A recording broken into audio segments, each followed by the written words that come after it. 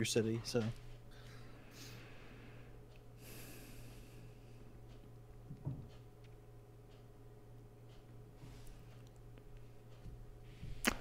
okay, well, I think we're ready. we are ready. Yeah.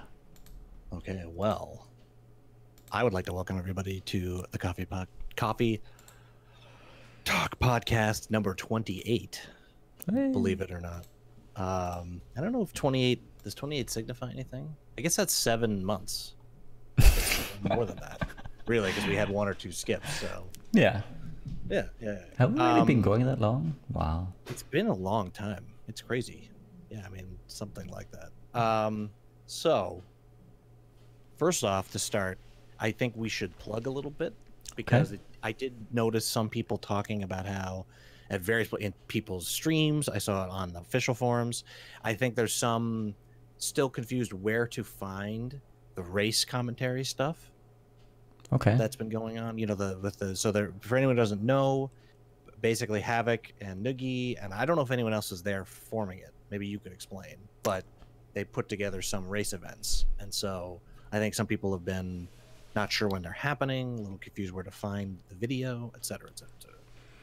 Well, I think we came up with the original idea. Like, it was a big back and forth, right?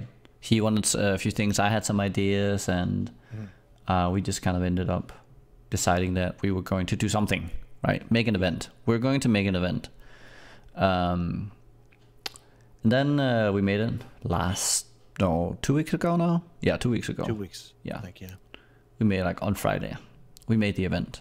Not really any announcements or anything. So it is kind of hard to find it since we just finally decided to do something and we just set up an event. So right now, the way to find it, I would say, is join the Discord we have. I forgot to. That's right. I forgot to add the Discord channel on the last video. Yes. I'll do that. So I'll go in and edit for that one. I'll do the same for this one.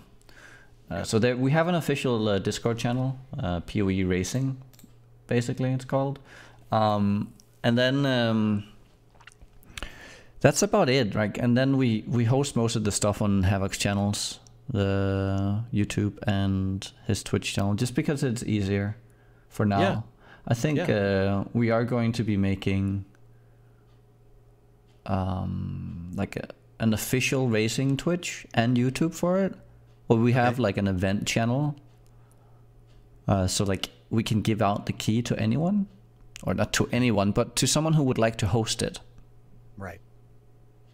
And so we have like a specific place to where all the different events and highlights are then being sent, compiled on a YouTube. But for now, it's on Havoc's YouTube, Havoc 616.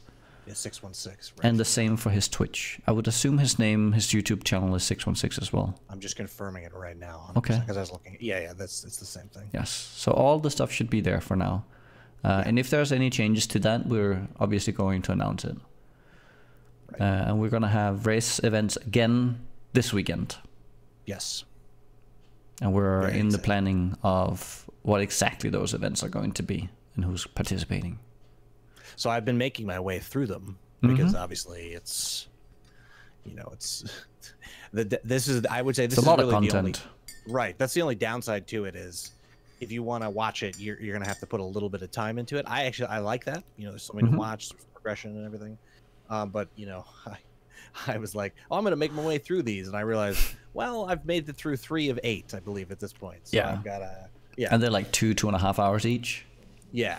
These are big things. So it's, I was thinking about it, about how if someone was to make a highlight of it, that the highlight would still be 45 minutes to an hour, probably, of everything sort of interesting happening and stuff like that. Yeah, so, an entire weekend? Yeah, for sure. Yeah. Oh, no, yeah. Oh, my God. If it was the entire weekend, yeah. If it was every single race, my God, I think it would be an hour-and-a-half video anyway. So, but yeah, no, it was very cool. I watched all the way through the Rays Uber commentated video, which I believe is the from this weekend. This was from 2-3 days ago. Yeah. So that's the only one I've made it all the way. Like I sat and watched all the way through. The other ones I might have used a little bit of my race expertise to skip parts that I knew would not be too interesting. So I might have missed something. In fairness, I might have missed something not interesting. You know, that maybe there was some interesting fight at Mervale or something, and I missed it. But I tried to watch every boss and things like that. Anyway, it was very entertaining. So it was a race to 30. Yes. And I still have it open here. Hold on one second, because I shut my computer down. Anyway, it was a very here it is. Yeah, so it was Ziggy, Norse, Don, and Nogrul. I had no idea who Nogrul was. No, he's a fairly small streamer in the PoE community. Okay, yeah, but they, I would have said I was very impressed. People were doing pretty well in the race. Yeah. I think that the key part is clearly having people who have something to talk about in the, sort of in the booth. Oh, so in a commentary setting? Yes. In the commentary setting, it really makes a difference. I watched Cute Dog and God, who was he? Who was he talking? Who was he? He was memeing the whole time. Rise? But was it Rise? Yeah, I think it must have been Rise. I did one with Cute Dog, and I think he did one with Rise as well. Okay, right. So yours, which one was your event? It's the first one. Well, the one I raced in? Or... No, because there's the one you raced in, which had the crazy clip that ended. So I've commentated in 3 of them. Yeah. And I've raced in 2 of them. Okay. Yeah, because I watched one of yours where you were talking. I'm did one with lifting, and Cute Dog and Lara. Okay. Well, maybe it was the one with Lara that I listened to. Anyway, it's that's the interesting part to me is racing is racing, right? I think there's interesting parts and there's boring parts because again, you're just it's an ARPG. That's how it goes in like any game or sport or whatever. Yeah. League. Like, have you ever watched a football match where both teams are just super defensive? It's 0-0, and it's like 80 minutes into the game, you just know that it's not going to go anywhere. Right. It's the most boring shit ever. But with good commentators, I can definitely change things. Yeah. So anyway, I think that the best part really has been the commentary. Now, of course, I can see why, I reading some comments in the YouTubes and on Reddit and wherever, I saw people talking about how they really liked Cute Dog's commentary because he was memeing a lot, and I agreed. I thought that was very entertaining. It's one of those things where I always wonder, will they like it the 5th time he's doing it, right? Because that's an interesting question for sure. Yeah. I think sometimes people, it's fresh and it's interesting, but then it's like, anyway. So also Cute Dog, he prepares himself very well, and there's only so many jokes you can come up with without having to rehashing all of them again. Right. But I was just saying it was very. I really actually thought it was very well done. That was my impression. Again, I haven't made through. I would say this weekend was a lot better than the first one. The first weekend, a lot more prep. Always. Yeah. Right. That's always how this stuff goes. Right? There's always. So I mean, I highly encourage people to check it out. So do I. It's, there's 4. So there's if you follow the same thing, I guess we're not 100% certain yet on what's what yet, because they said I think Wednesday, right? You and Havoc both said Wednesday. We would like to announce in the middle of the week, so people have at least a few days to prepare. Right? Say if you wanna prepare your afternoon for like a certain event with like maybe there's a caster or a racer you really like, you want to follow or you want to cheer on, to make sure that everyone has a chance to plan out their weekend. Right. For these events, because these are like events for entertainment. Obviously, there is a racing component in there, and we're all like most of them. The people participating are competitive. Like they want to win, obviously. So there is the race aspect in there, but it's just as much to showcase racing and just have a fun event where we can just come together, meme, and have fun in the chat. Yeah. And I will say that I don't think you guys did this with what I said long ago in mind, but I still think it's so key to point out there are not 35 events every weekend. No, and I think it's very intentional. I was kind of cautious because Havoc really wanted to push out some events in the weekend. Like, let's do one more. And he finally he settled on like, let's do 4. And I was like, okay, that's okay. If we do two each day, I was still a little bit. We don't want to. We do definitely not want to overload everyone. We don't want to oversaturate this format, because I could definitely see it being just too much. Yes. Of one thing. So. Right. Yeah, but I think the amount is good for now. We do want to have like maybe some midweek things going on, where let's say that like the end of the week, like the weekend events are a little bit more hyped. Like there are the big streamers, the big commentators, and all that kind of stuff. And then if you're like one of the smaller guys, you get to there's like these entry level events where you can kind of showcase yourself, show yourself what you're made of and everything, right? Maybe on Wednesday, Thursdays. And then some of those people will then also be picked up for participating in the weekend events and stuff like that. Right. That's sort of some of the ideas that we have for. Yeah, and maybe if there was a Wednesday or Thursday event or whatever, it was a shorter event. You know, maybe like an hour. Yeah, hour, something like that. Yeah, exactly. I wonder because I haven't done a run in a long time. I wonder what an hour even gets you at this point. Are we just pure progression here? Yeah, top pure progression. Okay, so it's probably depends. If you're trying to kill Dominus, I think you could make it like in a really good race. You could the fastest you can, like, you could probably kill Dominus if you're doing like a 6 Sunder run. But most people would struggle to even kill Piety. Right. So around Piety is an hour. Does Dead and Doom still have the record for the Malachi kills from before? He does. So he killed Dom with like 53 minutes or something like that, as I recall. 52 minutes. I think it was under an hour, but maybe I'm wrong. Oh, 52? No, I don't think there's any way. There's no way. Maybe it was 102. Oh, maybe. Actually, maybe. In like a sick run, I could. It's actually probably around there, because he did kill Malachi in like 120, so that would leave 28 minutes. I feel like he does Act 4 faster than 28 minutes, though. I think it might have been a little. You're just skipping everything on your way to the bosses. Yeah, so maybe it was a 102 kill. I seem to remember a 2 in my brain. Okay. But anyway, we could look that up. But anyway, so it's there's some interesting things there. Yeah. It's too bad that I was sort of really reflecting on. I think the full completion race is an interesting idea. I know Havoc has he talked to me a little bit about it. I think it's interesting. It might. My gut feels it's just like a little bit long in terms of. It's like a day event you would set up. Yeah, it would almost have to be. It's going to take 4.5, 5 hours to. Yeah, it will. To do that. So, it comes back to. It's funny because I hated these races that they did where GGG would start you in Act 3, right? You'd start with gear, you'd start whatever. I kind of hated those races. On the other hand, with the format now, or with the way the game's now, it would kind of be interesting to have a Act 6 through 10 race in some sense. So anyway, so it could be something interesting for the future if they're ever able to support in any way the stuff that's going on. Yeah, so I hope it keeps happening. It's fun.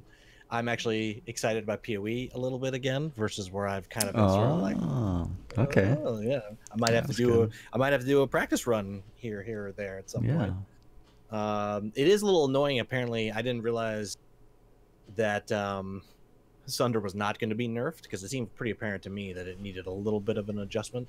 Yeah. I guess they haven't touched it, so I guess I understand the no Sunder, no Firestorm sort of races. I don't know that I don't really know what the answer to that though is. Because the thing is, I do think that sometimes the way GGG balances things is they say, well, they have a skill that's really strong, and then they kind of don't worry about other stuff. So it's like if Sunder is too OP and we want to remove it from racing, I wish that Sweep could go back to what it was, or like. You know what I mean? Because Sweep used to be fine. Then they nerfed it because I don't even know why. So there's no reason to nerf. But even the thing is, I think even if you nerf or if you buff some of those, they're not going to be the end.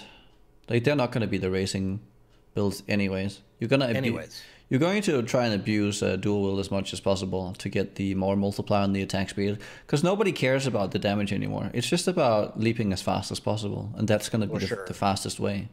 Especially because damage is definitely a little bit of that. And you can always just cheese with the totem. Like if you falling your totem, that can actually do all the content for you, like all the bosses, and you can just have leap slam and the falling totem. Yeah, no, the totem is out of control. I think it was my first legit try of the Malachi kill when I did it in like 134 or something. You know, it wasn't a world record, but it was a couple minutes behind, that's racing. But I remember the reason I felt like I had a shot until I was leaping through Act 4. I think I didn't have faster attacks, so that was a mistake. But I had a 4-link totem, and then I was able to. That was my only 4-link, so I did 2 3-links. I did a 3-link totem with Sunder in that 4, and it's just so OP. And obviously, if you can get a 3-link and a 4-link, so you can 4-link whichever one, you're just fucking. You do so much damage at that point. It's kind of a little absurd. So anyway, so there was the Ranger race, which I watched some of. Yeah. Are you guys gonna do every single class? We were trying to just put something out there that would be where people will have a challenge for that one, because that's like probably one of the more challenging ones to play of all of them. So what's second, do you think? Scion? Or maybe not. Does Scion get a SRS or something like that? But Scion gets a totem. Oh. Right, so just due to the fact that you can cleave and you get the melee totem, and then you just pick up Sunder in the library. It's the same thing for Ranger. You cleave until you get and then you just don't have the totem for as long, because you have to pick that up as well from the library, and then you Sunder. So you rush the library, get Sunder and totem, and you cleave until then.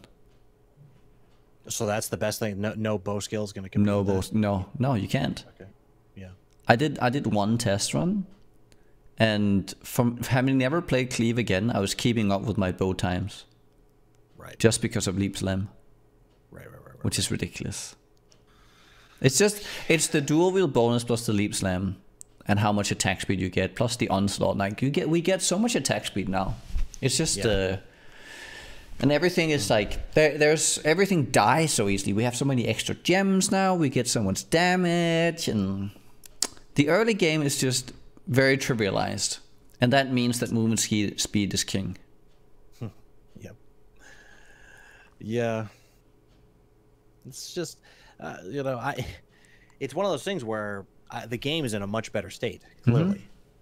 But it's funny how it felt like racing had the potential to be so much more enjoyable back when the game really was worse, But anyway, I'll say though, from having played a lot of these and having practiced, it is still very enjoyable. And I don't think I enjoy it less now than I did, because once you start, like the early game is a lot more trivial.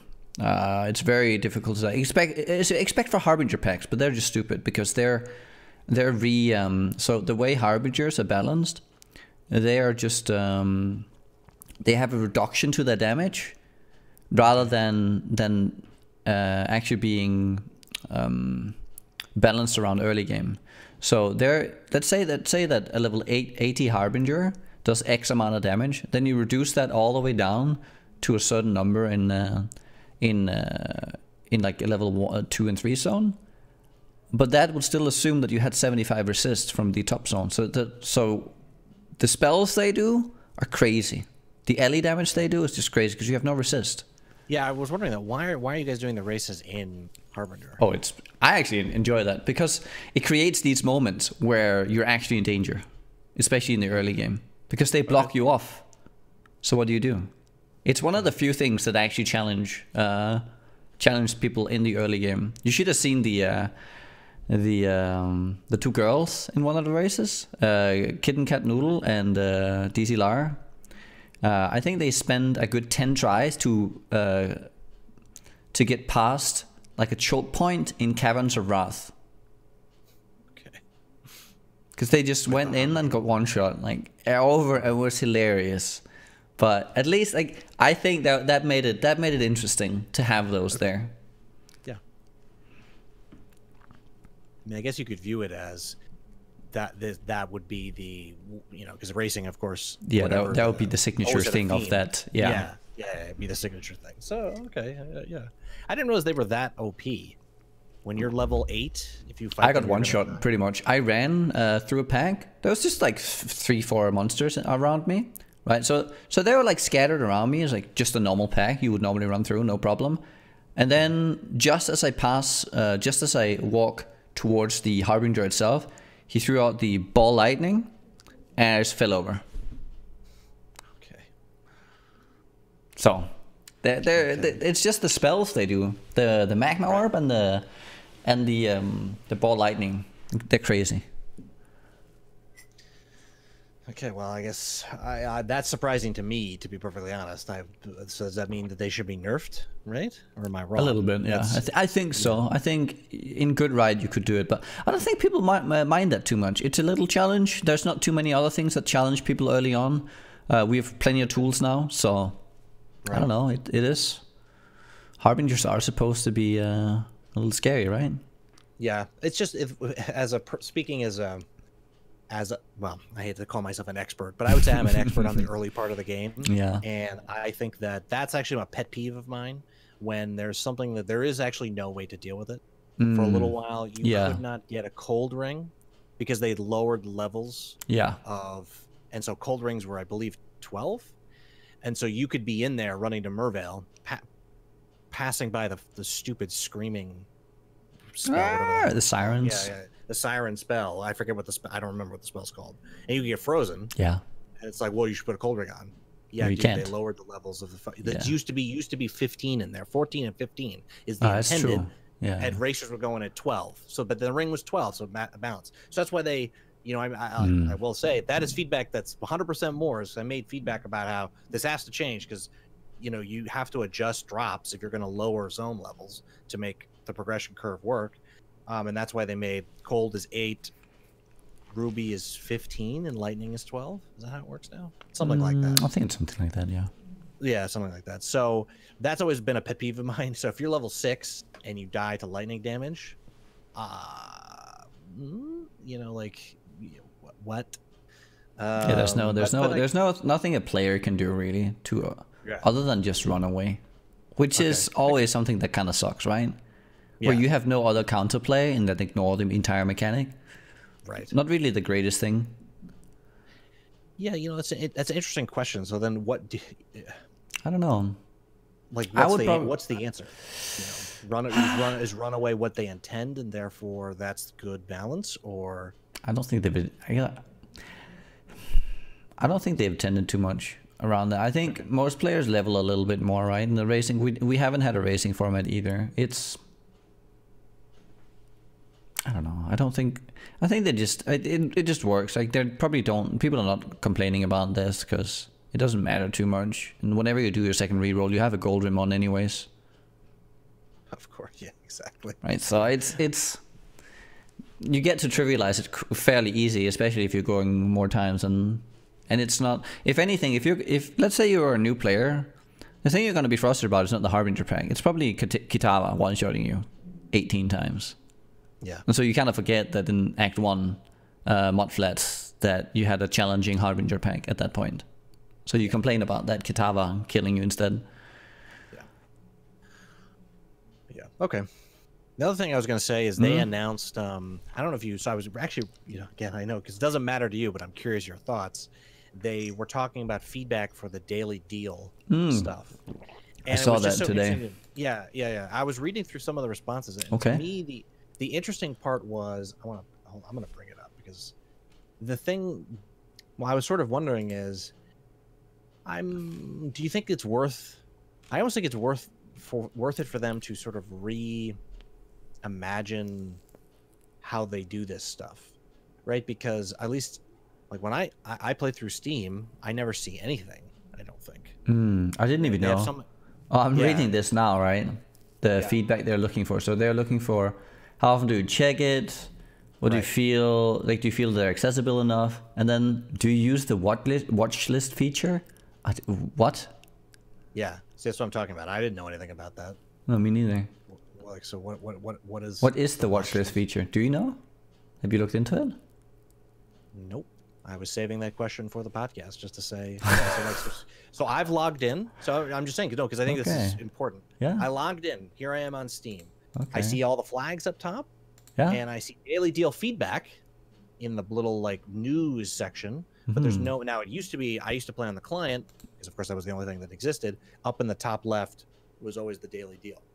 And I used to buy MTX all the time from the daily deal, right? And now I just now I guess I am somewhat of a bad example, but I think you and I balance each other well. You don't have that much MTX, so you have some. I have a lot, and I don't really care anymore because I have so much that it's almost like, you know, I don't know. It's just a little crazy. So, yeah, like what are they even talking about? Watch list? Do you use the watch list? Is that something from Reddit? Okay, so the way you do it, you go into shop on the site, my watch list, and you can add some now to try it out.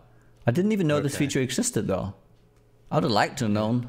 Oh, my watch list. Yeah. When did this even get? I don't know. You'll be notified by email when an item here goes on sale. Yeah. This has to be relatively new because I looked. I've never seen that before. I've had that shop thing a long time. I've browsed over that where you see buy packs, microtransactions, specials, and redeem key. I've never seen the watch list before. This is the first for me.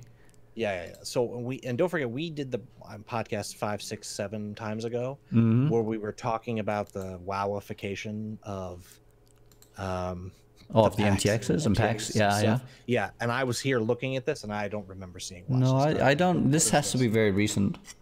Okay. This is probably. I would. I wonder if this is one of their ways to plug the watch list. It's a little smart way, you know. Yeah. We would like some feedback, and here you see a new feature. I mean, they must have statistics for this since it's on their website. They must know the amount of accounts, active accounts that then are not using the watch list. I still want to come back to. I think that it's well, I don't know. Maybe this is part of them reimagining this stuff anyway, because I think that the change from the client to Steam, where there's no deal display, because I guess it's something about Steam doesn't allow it, is what they said. So you actually don't see the daily deals in Steam? No, I don't see it. I think either it's because Steam would take a percentage, or they gave an explanation that made total sense. I mean, okay. Like it's no, that's fair. It's just the limitation of the platform. Like that. That's not something they can do anything about. Right. But then if so many people are now playing on Steam, it's funny to me as somebody who I used to play on Steam because, I wanted the number to be bigger, but now it seems like maybe more than 50% of people play on Steam, especially with maybe the new players, maybe a majority of people play on Steam. I don't know. Maybe. Of new players, maybe not in the community. I have no idea. Maybe it's 50-50, but it's got to be, whereas before it was a 20-80, 20% Steam and 80% client, that's got to be hurting how many people are taking the daily deal. And I know that I used to buy MTX only when it was on the daily deal because I've used that on several occasions where that actually prompted me to buy the MTX and not before that. Right. So I think, I mean, I guess I'm glad that they're doing this, since this is obviously what they need to keep the game going. Oh yeah, for sure. Not that I think that they're struggling at all, but no. This is good though, because I feel I remember, I think it was the Ice Armor pack. Yeah, is what I wanted, and I kept waiting, and it was going. I'd be looking on Reddit, and then it came and went. It was like, I don't know, it was over a weekend, and I just happened to not log in that day. I was doing something else. I was like, great, I fucking missed it. So I'm glad they're doing the email thing. That's smart. That's nice. No, I really like that. Yeah. So if there's one particular thing you want, you can put it there. You can probably have multiple things on there, can't you? I would assume, you could put put 25 things there. So that's good. I'm glad about that. I would like to have, you know what I would like to have with stuff like that? That being shown in-game watch list. Yes. Well, yes. That's how you capture all the Steam users as well, because they cannot see the daily deal. So how do you get them involved in the daily deals more? Well, you prompt them every time they go in and see the microtransaction. There's a watch list. You want to be reminded? Use it. Yay. Well, that's why I want, so I'm here, right? I have the shop open. I click footprint effects. Oh, purple effect bundle. Why isn't there a little thing here saying add to daily deal or add to watch list, or like just a thing I click as I'm window shopping, and I want this and this and this. Click, click, click, bang. Now I guess they would say, well, you could just buy it. Yeah, but if people are really okay, so I think with that kind of stuff. Yeah. Sure, you can just buy it, but like, there's always the, oh, do I want to wait 2 weeks or do I want it now?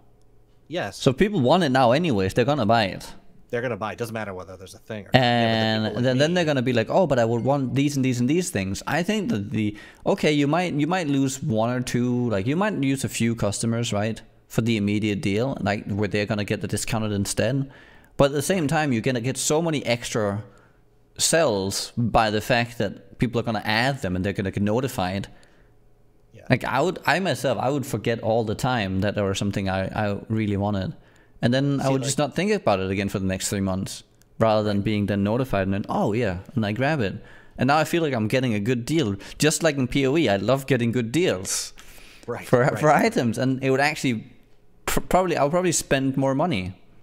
Well, so as we're talking about it, I click specials to see what's on sale, and there's a whole bunch of pets. I'm like, oh wow, which of these? Oh, there's a turtle pet. I don't think I bought that. Bang, bought that. So, yeah, Oh, there's a hedgehog. There's a hedgehog too. Yeah, maybe I'll buy that too. I don't think I own that. Okay. See what happened? Now I'm down to 131 points, which is the lowest I've ever been in my life in PoE, and I'll have to probably buy a packet. I bought the hedgehog as well. Okay. That's good. I let the pets loose in my hideout in hardcore. My original hideout. I started using my golden bird now, my golden kiwi. Oh, nice, nice. Yeah, I like that. I think that's like the one pet I keep with me. It's funny. This organization of okay, we're gonna change topics a little bit here, but because I was looking at this the other day, they did a great job. I want to say that right from the start. It's unfortunate that I think it's weird. It's kind of like desync, but the organization of the MTX tab, right, is how they would do it, and I guess I'm sure I'm in the huge minority. So I'm just saying for me personally. Okay. I wish I could organize it a different way. I think a lot of people have like that. I don't think you're alone in that.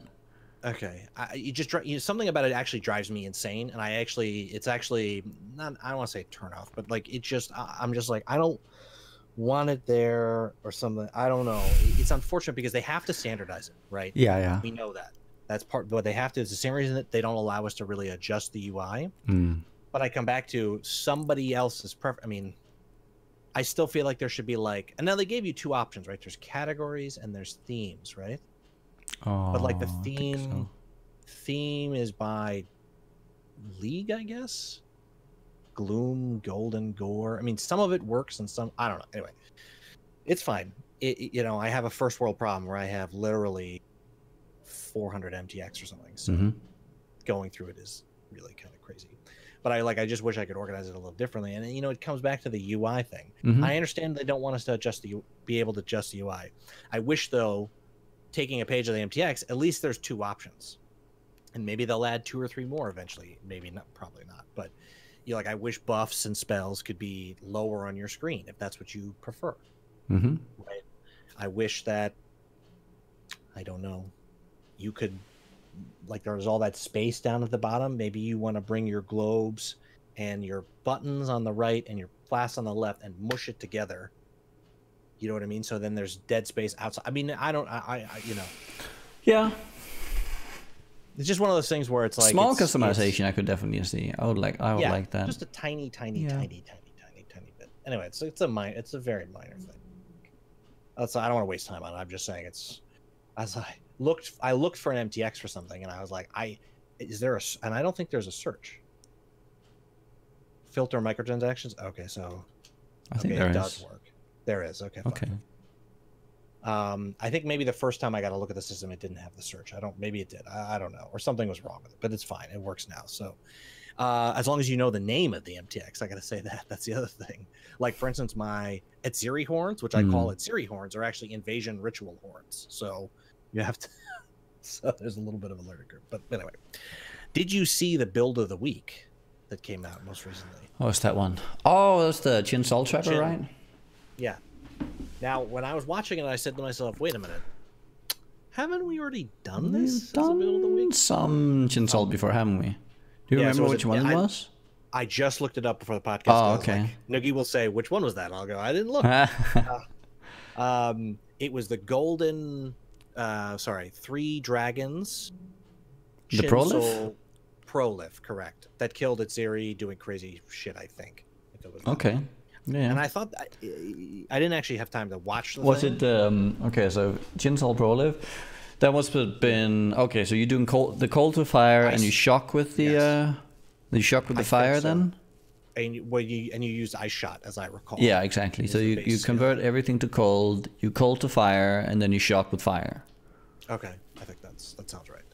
So I remember when the build came out because it was a while ago. It was 3 years, so it could have been 4 years. I don't know because Reddit it doesn't give you an exact date. Or it could also have been years. Morris. It could also have been you just use 3 dragons and you don't cold to fire and you just ignite with the cold.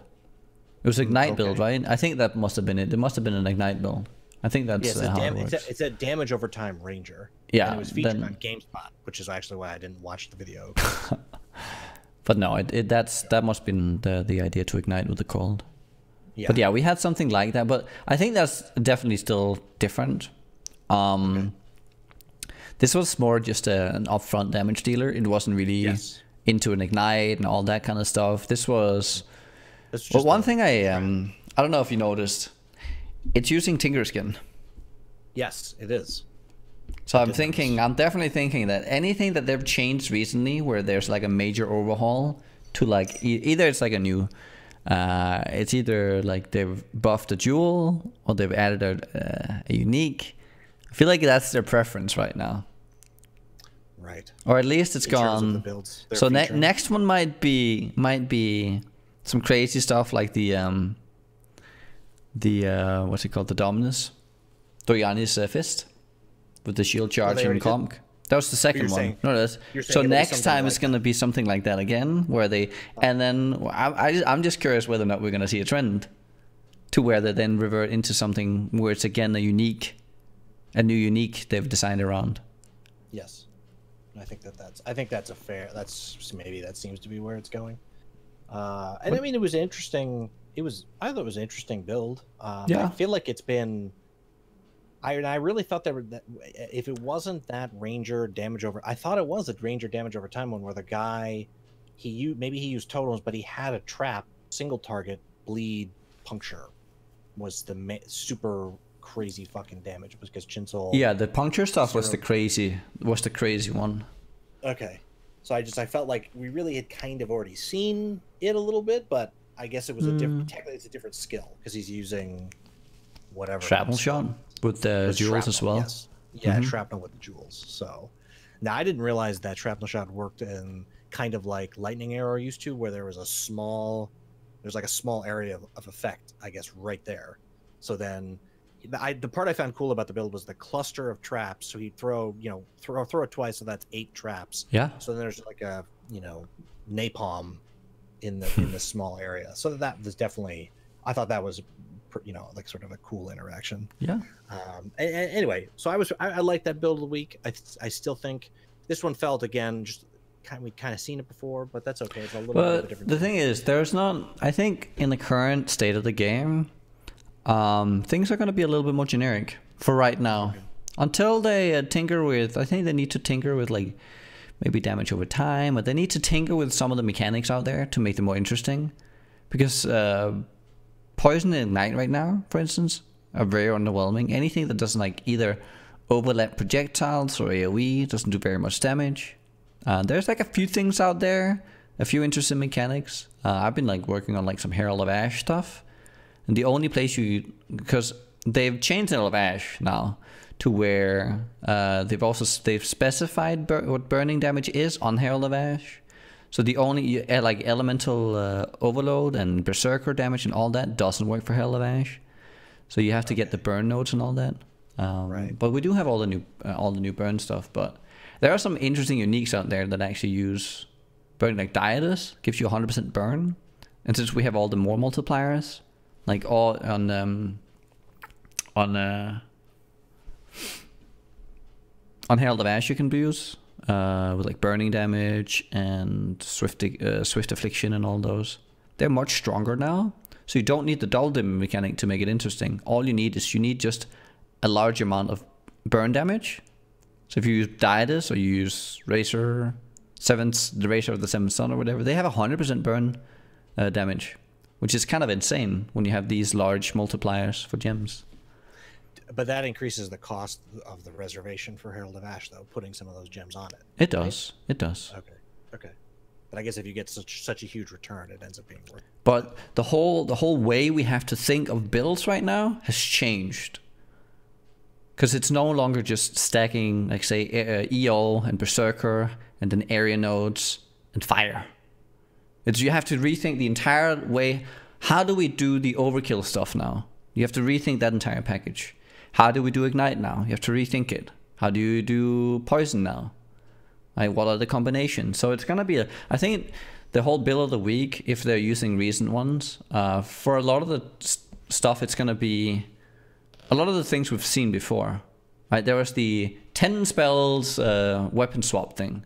But that's been done like over and over again, right? With the, because that's utilizing the rings. What are they called? The one where you take damage when minions die. The skeletons, yeah, the 350 minion damage or whatever it's called. Yeah, I forget what they're called. Yeah. Yeah. So and that's kind of that's to the level I think right now we're seeing of kind of cool interactions, because all the other ones are just not powerful enough because we can't use like double dipping and all these kind of things. Shotgunning is gone and. Yeah. Well, on a interesting note, sort of, you're talking about the balance. I will say I was actually pleasantly surprised. There doesn't seem to have been a scandal in terms of, you know, oh, if you put the Legacy Stone and you put Beyond, and you do something else, and you get infinite skeletons resurrected into Beyond bosses or whatever. Yeah, doesn't seem like there has been anything like that this league maybe for the first time in a long time. There was not I guess we had the Legacy one and we had stuff in Breach, right? Yeah. What was before that? Did we have anything before that? What was the league? You have to tell me what the I think so there was. I don't remember what was. Oh, before that must have been Atlas. Right. Well, Atlas. I thought Atlas was Prophecy or no, Atlas was Essence. Prophecy was before, so it was Prophecy, Essence, Breach, right? I think it's something like that. Yeah. Legacy. Yeah. So maybe there wasn't one in Essence and Prophecy. Yeah, and I don't really recall many looking back. I think it's just like recently we've had. It's just because I think they were back to back. It stood out more, right? It stood out more. Well, I guess there was something in Prophecy where I thought people were able to kind of guarantee a couple of things. I mean, I guess there was the monstrous treasure thing where you take the map out, right? Yeah, yeah, that's true. But but that's the same. That's the same exploit that was used for the League Stone mechanic. The League Stones, right? Well, was it League Stones? Yeah. Okay. Yes. So, no, I think that's a good. Oh, was it Breach? That's a good change. No, that was League Stone. So you had the Chayulas all the time. Yeah. Right. No, I think those are good. That's a good thing. If this was the biggest launch and so many new people playing, I'm glad there wasn't something that makes people. I will say upset beyond the ramifications of the actual thing is what I would say. Maybe we'll never know. Maybe I'm wrong that it wasn't that big a deal. I mean, it's a big deal, but I don't think it ruins anyone's experience really. No. And so anyway, I was happy to see that. No, it's good to not have it, because the people who are affected by it are like it hurts quite a bit whenever you're on the end. Like on that end of being affected by it or missing out or whatever. It's not a good thing to have happen. Yeah. And it's interesting to me. I'm curious whether do you think that they will have a race season, given that we're coming up on when next week will be 4 weeks. I just don't know. Or 8 weeks, I mean. Because when did the league actually start? Was it August 4th? August 8th?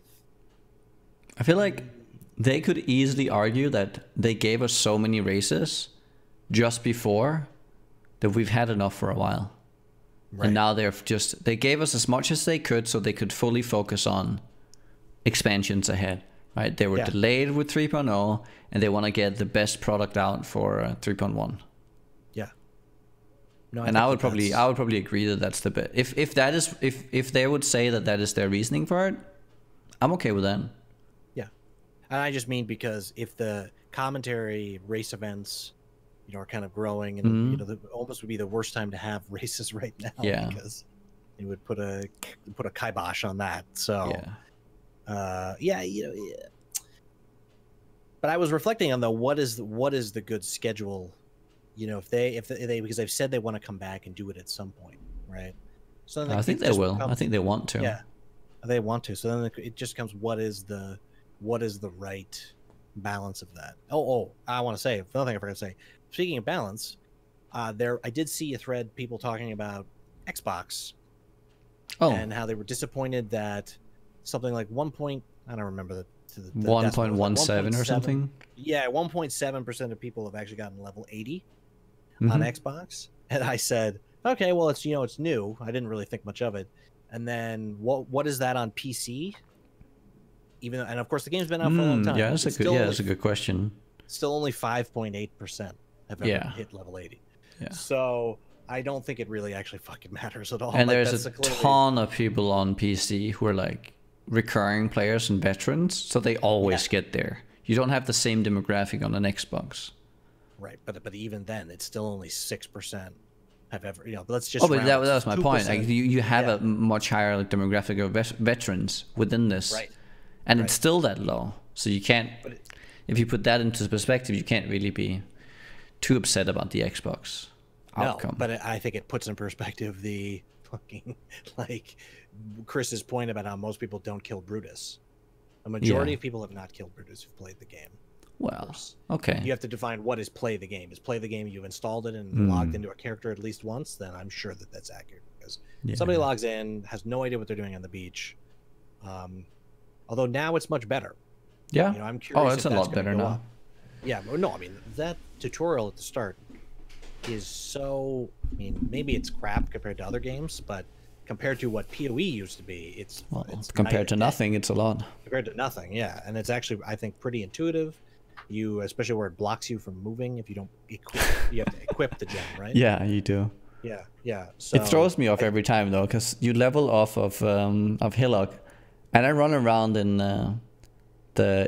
is it the Twilight Strand? What's the one after Linus Watch? The beach.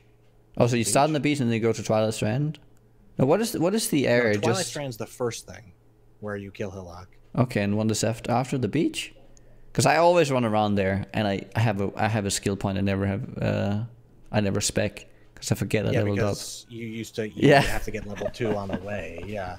God, what is that? I'm logging in now. Okay. Until I figure out what it is here. Let's see here. Part 1, Act 1. The coast. Ah, the coast. You're right. The coast. Yes, the coast. I always run around, and I get to Tidal Island before I figure out I have a skill point every time. Yeah. And it's interesting. Well, the last time when I did practices for a little bit of racing on the beta, that part actually annoyed me because, not to get all race meta here, but you do not want to kill Hillock when you're 3. Or sorry, excuse me, Hellrake. No, you don't. Killing Hellrake at 3 is suboptimal because then it increases the pool of mods that can spawn on your Quicksilver. Yeah. So it's it's interesting change you kind of have to build into. You shouldn't kill anything now on the coast, especially since you're 2 and you kind of want to, if you want to trigger the onslaught. So it's like seconds there as well. So I guess that's true. But then at the same time, you don't want to miss out on movement speed. I think if you have found movement speed already, you do it though. Then you just do it. But wait, so the Onslaught gem, can you buy that at level 1?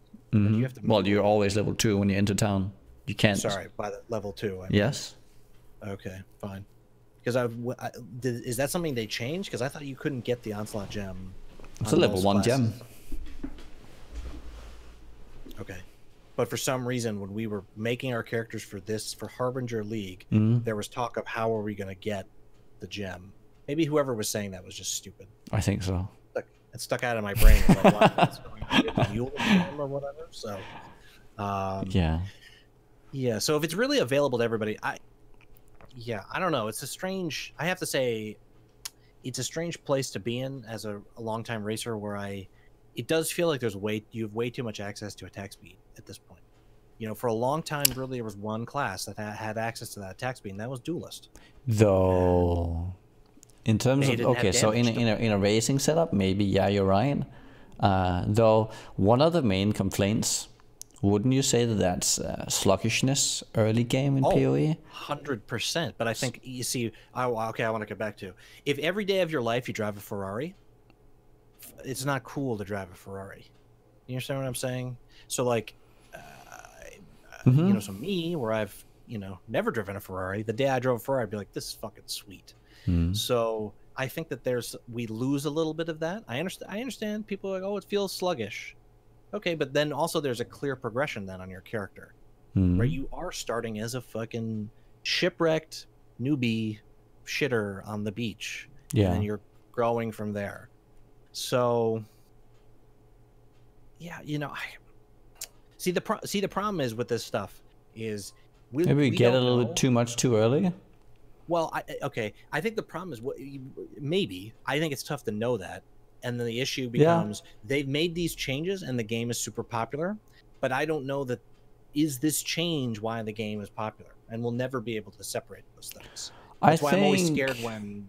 Well, like I can tell you right now, then a lot of people, really just hate those like the first 4 levels, and having that like on-kill effect with the onslaught, it makes it a lot more interesting getting past those early levels.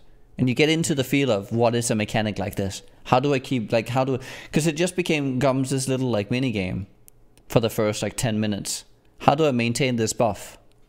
Right. And that's it. And that's enough to hold them over to Brutus, which then gives them their level 10 skill. Movement speed, yeah. And they give all this other stuff to, like, move around with. Right. Okay. Yeah, you know, I think for retaining early players, I think it's probably one of the best things they could have added. Like things that actually have impact on your game gameplay.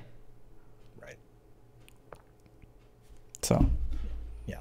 Anyway, and I definitely understand that I would be a little bit in the middle, because, you know, having made 1,000 or 2,000 characters, I don't really give a shit about the first. You know, it is what it is. It was never that big of a deal. But I understand where, you know, if people don't ever kill Brutus, getting him to kill Brutus is the most important thing. Yeah. I still would have gone back to, I think nerfing Brutus would have been fine.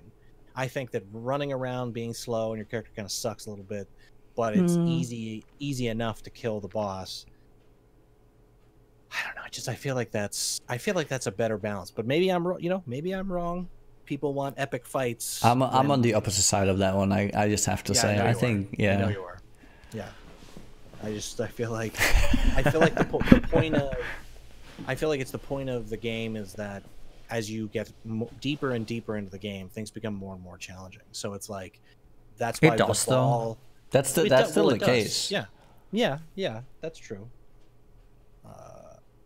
I'm okay with the maps being, you know, like map is harder than bosses that you fight in the game proper itself, and they've gone away from that, right? Because for a long time, Malachi was the hardest thing you'd fight until like tier 12 or something, or tier 11. So I understand that there's some balance. I want people who are not going to map no life for a week to get to some tier of map that's hard. They want them to have some share of the experience. I do think that's okay. So it's just, anyway, we'll see if it gets tweaked. My personal impression of the early stuff is things are just a little fast, because then it doesn't feel so. It's not so impressive once you're going. I don't know, if you're always going that speed, then once you but you're not even close at the end game speed though. No, I know that, but I would come back to, I think the end game speed is still, but okay, that's gonna be another day's topic. So. I wanna hear your thoughts on something when we're talking about like balance and everything. Just density, monster density overall. Especially if you look at like stuff like Act 3 versus everything else. Well, they've made all these changes, right? And maps feel kind of empty at times, right? But like disregard maps completely. Okay. Just the 1 to 10. It's the weirdest experience. To me, at least, it's the weirdest experience. So you have like good density in so you go on the coast. Oh, that's nice. Good density. You go on the mountain flats. Oh, like the entirety of Act 1 feels nice. Some I guess I think everything, it feels good. Act 2, like that's a good mix between like I think levels here matter a lot, because when you hit Act 3, oh my lord, there's just nothing in certain areas. Like I feel like the marketplace is just empty. Yep. I think it's because, see, I don't understand. Like, they remove an entire zone, but they don't add density into the zone they just like remove, or from where you had to go through. I just don't understand. Okay, so my personal opinion is that what happened is, there's no solution for this, but the game really benefited from, and my impression was that it was Carl. I could be wrong. I don't know the ins and outs of everything in PoE's history, but Carl was the guy who, and he's still in charge, but now he's in charge of like a group of people. At the time, I think he was in charge of the skill tree and maybe character progression in terms of levels. He was in charge of a lot of stuff. The company's only 7 people. So besides the 3 founders, who each had their, one was the company man, one was the programmer, one was the art director, and then you had Carl, who was, I think, basically one of the earliest employees, and he handled a bunch of stuff. So he had one guy doing everything, and I think that's why, for the most part, things really worked really well, and it flowed well. I mean, whether you or not you liked it, that's a separate issue. You killing monsters on the way to things, even if you were racing, and so you're skipping all that stuff, you got levels and things worked out, and there was like, I don't know, I wish I could describe it, just things worked right as you were leveling your character.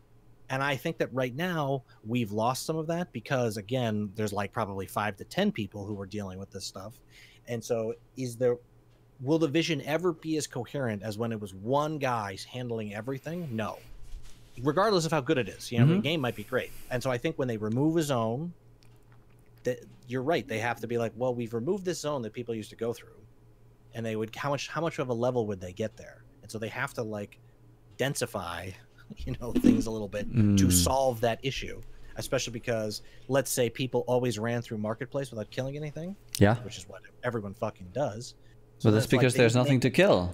There's nothing to kill there. Well, right, but even so, you were running through it for the most part anyway, so they needed to almost make it 3 times as dense if they wanted people to get a third of a level there.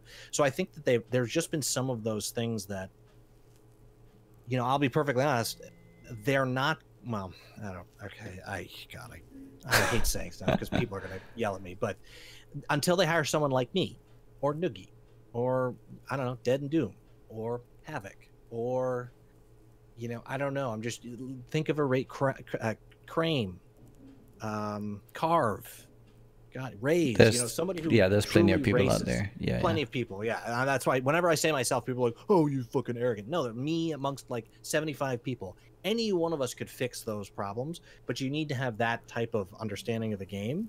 Now, maybe we don't understand the programming, we don't understand, team meetings, we don't understand all this other stuff, and that's what I'm saying. I'm being very oversimplifying it. I'm just saying that the knowledge of this, like when we run through the game and we go, wow, this feels weird and wrong, like what Noogie's describing, that's something to be fixed that you don't get unless you've made 25, 50, 30, 100 characters, whatever the number is. And so I think that the problem is, even though I think they did a good job with the 5 to 10, very good job, it still is going to need tweaking. It really took them until Dominus came out to fix Act 3. Did it? Yes. And then Dominus came out and it was back to being fucked again. But then they kind of were all getting there. It was better. Then Malachi came out, and actually since Malachi came out, it's been totally fucked. and they talk about how it was intentional, that it was so hard in Act 4, and then the rest of the game was a joke. But I actually Well, it's okay to have it being hard, but being hard and being, I think because you can make the game hard easy. You can increase how much damage things do and all that kind of stuff. But when they're literally, because there are like level penalties in the game, and there's a point where if there's not enough, if you go through the game the correct way, and racers these days, we kill everything we see. Like it's easy to kill, so we're killing everything next to us. Like we're getting all the juicy packs. We're killing it. And even though we do all that, you end up being under level once you hit the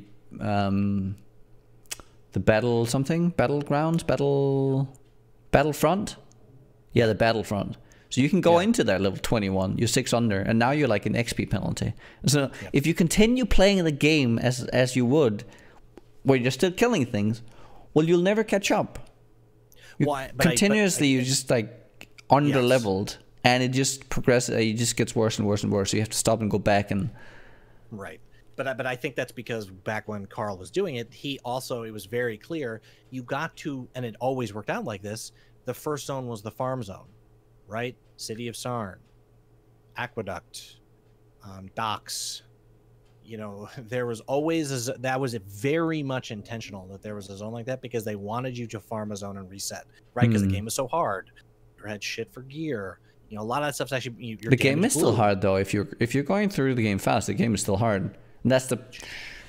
Yeah, not like... So they could still allow that. I don't see that as a...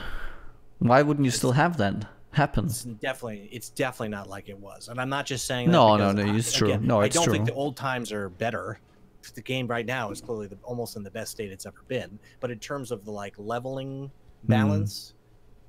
some of the... I guess you did have to actually repeat farm for a while to move on. That's true. What I'm talking about. You that's true. There wasn't like, oh, maybe. No. It was built into what was going on, that everyone was going to farm.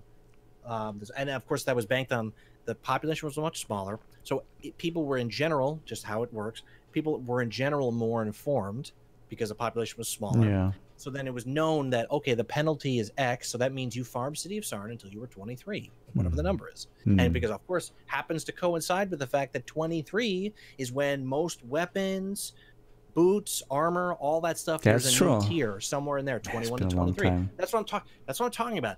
This shit was not an accident, where it was like, wow, I'm having a lot of problems here. Oh, I just hit 18, and that gave me the next tier of a weapon to kill Vol and kill whatever. Right? All this shit in the soup, these numbers weren't randomly picked, but nowadays it feels a little random because some of that really sort of sketched out balance. It's really odd because I think the odd part here is that the time where you feel like you're lagging behind is always after a big fight, and now it's in the middle of the act, and it's this weird moment where you progress through as you normally would, and then you're stuck. Correct. And you have to stop in the middle and then start doing things, rather than you have these. That makes a lot of sense when you're putting it like that. Yes, and so I think the thing is, there's still the vestiges of they intend for you to repeat a zone or farm. That still occurs given that we've now gone to, you play the game once through, 1 to 10. I think that there's something to be said for, maybe they're going to tweak that a little bit. I don't know. Maybe they're okay with it. Maybe I'm sitting here thinking, what is the better format? Right. Well, because it's for instance, I farmed. What is it, Reliquary of something? I could tell you here. I farmed the Reliquary before I did Kitava that first day, and it was a joke. I farmed it for 5 levels instead of doing it at 64 or whatever I did at 70, and so that part still occurs, and I think that's okay. But if people want to run through the game, they just want to go through it, it's just going to be tough. And the other thing is this is what I was saying. They've gotten rid of those zones as well, because they didn't like that. So it's the thing is, you have to decide which way you want it. Right now they're trying to have both things, but they got rid of docks being 6 levels above everything else. Right? So you could go there and it really was up to you. You could hard farm for 2 clears and you get 3 levels. Yeah. Because you were just, if you, of course that was all intentional, but you were just at the penalty, or you were 2 levels in the penalty, which is still 70 or 96, 81, 82, 77, whatever the numbers. So maybe 3 levels of penalty, 77. But that was still good XP because it was so much higher. Yeah, 77% of something that's double the XP is going to be better than 100% of half the XP. So you could like go there, get your boost, and then move on. And they got rid of that because they wanted it to be up. They just want you're to be going on the whatever 30-degree hill the whole way. So if they get rid of that stuff, honestly, that's kind of. I feel like that's kind of boring. When you never have these like XP spikes anymore, because that's what I'm missing. Yeah, I'm missing those Oasis, those Oasis times where 61. Yeah, it sucks. And what is Docs? Because you go there and it's like it's the same as just killing anywhere else. You feel like you're just you feel like, I think the feel of having an advantage by going somewhere is kind of lost now. Oh, it's 100%. It's gone. No, it's gone. There's no, because even I guess Dried Lake, right? But even then, you get nowadays, because of how they've changed some things, you could get the Dried Lake pretty, I don't know, 30, 31. Yeah, but there's just nothing. Oh, you mean that? It does not, but it's so empty. Yeah, because they messed with the density quite a bit. Yeah, no. So I think that they will be served by somebody doing a pass over all this stuff. Yeah. But then the question becomes, who's going to do that there? Now, there's tons of people at GGG who play and who whatever, but I come back to, I think those people, they're right. So this minor quibble that you and I have, and once people say are experienced in PoE, whatever that is, 200 hours, 400 hours, they see these problems, but that's still not, oh, sometimes my computer overheats and explodes when I'm playing PoE. So if the person working at GG, which problem are they going to solve? Some density problem, or they're going to solve my GPU explodes? So I think that's why it's tough for this to get attention. I think there's people at GG who do it, but okay, so my question is here, don't you think that the overall game would benefit though, and the overall experience of new players, like having these where you just, because part of the game is also watching your XP bar, and when you see that blow up, it's exciting. Yes. No, it's very exciting, and I think that they just have to decide which direction they want to go. To me, they're transitioning away from what the game used to be.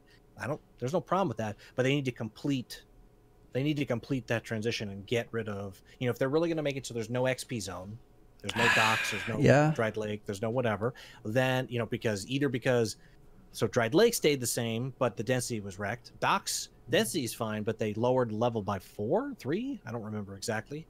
Yeah, it's like 28 now, I think. It's 20. It's 29. So I can't remember if it was 32 or 33. I think it was 32.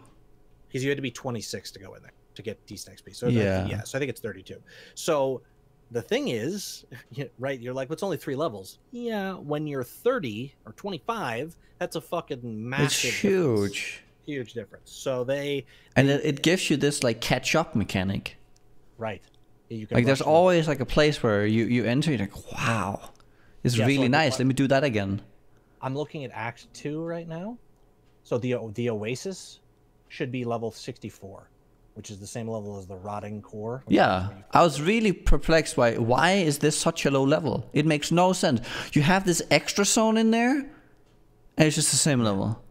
So there's like there's no incentive to going there. It's just if you want to fight dinosaurs, I guess. Yeah. But who cares? Yeah, no. It would be, if that was a 64 zone, that would be fine. Maybe even 60. I guess 65 would be too pushing it, but 63, 64 is what it should be instead of 61. And so XP is poop. And then here I came to Act 4, and I mean the Reliquary is decent because the Reliquary is actually the same level as the end zone. So that's smart. In this one in Act 10, right? In Act 10. Yeah, I think Act 10 is fine. That seems okay. Fine. Yeah, but the Reliquary is not a great zone. I mean, it's okay. It's okay. You can make it work once you learn it, but it's nothing like Dried Lake or Docks or Sarn was. No, but it still gives you that feeling of a catch-up zone. Right. And I think that's what's the game it feels a lot less rewarding early levels in these like early zones because there isn't any of these places anymore. Yeah. So maybe they'll tweak that. Maybe they'll. you know, I would really love to see like how a new player actually, if it's something they know. Like I would love to do like a blind run of, let's say, 100 like two, like, or I don't know how many, maybe 10 and 10, but like you have two groups. One where you have the catch-up zones, and one where you have the game as it is now, and then let them run through the game and then see the feedback. Right. I would love to see that, because it's I don't know if they have any data on this. I would love to hear if they have any data on whether or not this has an impact in player experience. Right. Because I feel like it's missing. I don't know if it's just because I've played the game so much and but for a veteran player, definitely it matters a lot. It makes the game a lot more interesting, leveling up to have these zones. I think really what it comes down to is that, again, so Carl was doing the stuff, him plus one person, and then on top of that, there were like 40 people out of the, say, 5,000 people who played PoE or whatever the numbers are, who they trusted to give them feedback. Alpha members, racers, whatever, and so they really listened to those people, and then patches were more frequent. So it was easy for them to, you know, it's not like you can just poop something out and it's gonna be perfect. You're gonna have to adjust. But they only patch now once a month or once every 2 months, which is more the normal schedule for a developer. Not they were patching every second day. So I feel like that's why there's people who've been playing the game a long time. There are various points where you're like, wow, the leveling process is really great, or whatever like that. And I just think that they added so much stuff, and they had to tweak so much stuff, and they had to mess with so much stuff that it's just there's gonna have to be 3 or 4 adjustments to it, and maybe we'll see. Maybe some zones will come back, maybe some densities will be fixed. It seems like I think it's an important thing to maintain, because I think they had a really nice and balanced early game. Like the first playthrough was really well done. I think they've gone a step back on the execution on that. I think on the overall balance of the game and the characters themselves has gotten better. Right. The zones and the feel of them, and like this like these like weird like halls in the middle. I don't know. They could really improve on that. I think. Just kind of like revisit that. Get some of that, because I think that is where if you're supposed to point out where the old some of the old iterations were better, this is one of them. There are not many, but there are a few things. Yeah. And I do want to say, I think that part of that is response to the community, right? Because people are getting super pissed at, you know, I hate Dried Lake and, you know, whatever. No, you don't. Right? I think that's sure. Oh no, but there's probably people out there who say it, right? That's what I'm saying. And so GGG, I do think in part. But if you take it away, they would probably like turn around and say, "Oh, I hate that. I don't have any place to farm now." Well, sure, of course, right. I do think that, but they were responding to some of that, because you're probably right. It's the same. Why is Strand nerfed? Right, because people now. I come back to that. It's again making the map not really function at all, or whatever the hell state is in now. I don't know that I agree with, but I was saying I wanted it changed. I didn't want Strand nerfed. I just wanted what we were doing in mapping to be different, because had been static for 3 or 4 leagues. I guess it has. So at least in that respect, it were successful in changing it, but then they made it so it's almost unplayable. Not, I guess unplayable is too strong, but like it just, you feel you're like, I'm running through nothing. What's going on? This must be a map. Yeah, monsters. No, you're just looking for another. All players are just looking for where can we go now, where we can apply the same strategy, right? Just a little bit less efficient. Yeah, a little less efficient. But if the playstyle remains the same, nothing will change. You're just gonna push it to another zone. Yeah. So, I think it's definitely a tougher thing to balance. I'm not saying that you're saying. I'm just saying it's interesting. It's tough to balance. I think it's very akin to the ES Life thing, whereas we've seen. I mean, they might have nerfed ES a little too hard, but let's say the nerf. Yeah. Okay. Let's just say that. Let's say just to make it easy, they could have nerfed it from 0 to 10. 0, no nerf. 10, you can't even play it. So let's just say hypothetically, this time was a 5. Okay, so it was more than people expected, but you can still play it. Let's say instead they'd done a 2, so they just a slight nerf to it. One of 2 things would have happened. We would have been in the same situation we're in right now, where everyone's playing Berserker, Life, VP, whatever, or nothing would have changed about ES, because enough people would have been like, well, it's doable if you such and such and such and such, and right as we've talked about before, people start crafting and the whole economy goes up around ES and it works and stuff.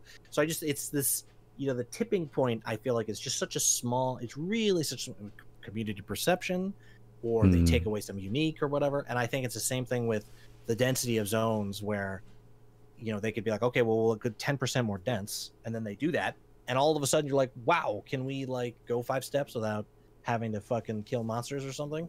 So I think they're just gonna have to keep tweaking it, and I think that's my impression. I feel like I'll say on the whole mapping stuff, I think it's okay what they've done. Okay. It's the easier way to fix it. I think the only way to step out of this meta with the whole mobility stuff is that you have to overhaul mobility skills. Right, that's the only. And until then, we're just gonna have the same. We're just gonna have the same meta over and over again. Can I say that? Do you remember what my suggestion was for overhauling the meta, which was remove them from the thing? Wow. And I mean, I'm sorry, it seems likelier and likelier all the time that that's the only answer. Artificial limits. I mean, okay, I'm not thrilled with the way they nerfed COC, but the artificial limit removed it from the game. So an artificial limit on a movement skill, I think, will solve a lot of what I feel are. It's why you don't see people flame dashing at 15,000 miles an hour. Yes. Or blink arrowing the same way. Right. I just don't understand why we have some that have it and some that don't. And then I don't know. Anyway, it's okay. That's fine. The argument is that, well, some people really like shield charge. Bullshit. Shield charge worked the way it worked for so long, and no one used it until fucking, I guess, desync and some other stuff. So it's like, suck my ass, boys. We need to fix some of this dumb stuff, because I don't know. I just really hate it, and I really hope it gets. I just don't care. It's funny. I don't care anymore, because so many things that I really enjoyed playing got removed from the game as something you could do in the interests of balance. So then fuck this. It's just something I really hate. And clearly we're not the only, well, you might not hate it, but I fucking hate it. I'm not the only one. When is it going to be that turn? So because again, that's the other thing I was saying. I don't think the movement skills, I actually don't think that it's not like Flame Blast. Flame Blast is something tough to balance because it's a really well-designed skill. I don't get charge dash and some of these things. These are not the pinnacle of GGG's like genius. It's just a fucking thing that moves you from place to place. It's like, goddamn, what was it called in D2? Blink? Or was it? Yeah, teleport. Telekinesis. Teleport. Thank you. Yeah, teleport. I mean, I guess the balance was you could only get it on Witch, or was it Witch? Or Sorceress. Sorceress. Well, you could get Enigma, which is what everyone got. Everyone got. So yes, and so let's learn a lesson from that, and just not allow. See this. So let's come back to it. One of my personal pet peeves is how armor slows you down, and then the penalties based on, I guess, this attributes that it requires. So the more strength it has, the more it slows you down. Yeah. Yet, so that persists, which is Chris really wanted the stamina system in the game. Did he though? He did. He's talking about it. Well, I mean, maybe really is strong. It's something he wanted in the game. So that's the last vestiges of that system, is that bullshit. And I fucking hate that bullshit, because I race as Marauder. I don't get the duelist node, which makes armor not have a penalty. Other classes wear stuff that doesn't slow you down very much. And to me, it's just stupid. Yet somehow we are now allowed to move at the speed of the Flash for infinity, pew pew pew forever, but we're still slowed down by armor. So there's these two things. It's kind of like we could get rid of the stupid armor penalty and then restrict movement speed, and we would accomplish the same thing. Quote, I mean, maybe. It feels like they should sit down and think about it, because I understand people really like it, but I feel like, my God, if it was just a little more tactical, a little more decision. It's I feel like they just opened Pandora's box after they did the desync thing without. Yes. And then, as you saw movement skills becoming more and more prevalent, and they just didn't do anything about it and just allowed players to go faster, and Well, and then faster. the skills, on hit skills.